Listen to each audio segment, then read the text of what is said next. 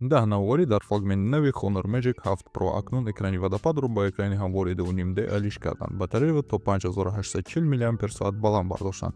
Суръати зарядгирии сими низ баланд шуд то 100 Вт. 100% заряд дар камтар аз 40 дақиқа, зарядгирии бешин бошад то 80 Вт дастгирӣ мешавад. Баландгӯякҳои нав бо қобилияти тавлиди садои фазоӣ муҷоҳҳаз шуданд. Муҳофизати дастгоҳ аз об ва гард ба дараҷаи олӣ такмил ёфтааст. Тарҳи блоки камераҳо навсозӣ шудааст. Телефотосенсор аз 180 мегапиксел ба 200 мегапиксел такмил ёфта, бо зуми оптикии 3 карата ва зуми гибридии 6 карата муҷоҳҳаз аст. Инчунин имкони наздиккунии тасвир то 10 ё ҳатто 100 маротиба мавҷуд аст, ки ҳама ҷузъиётҳоро возеҳ нишон медиҳад. Сканери изи ангуш ба нави ультрасадои 3D иваз шуд ва дар мавқеи қулайтар ҷойгир аст. Дастгоҳ бо чипи Snapdragon 8 Elite ва 12 гигабайт хотираи оперативӣ муҷаҳҳаз шудааст. Ин телефон бо нусхаи Android 15 ва интерфейси нави Magic OS 9 муҷаҳҳаз аст, ки бо функсияҳои зиёди зеҳни сунъӣ ғанӣ гардонида шудааст. Агар чунин видео ба шумо маъқул бошанд, пас ба канали мо обуна шавед ва ин видеоро ба дӯстонатон равон кунед.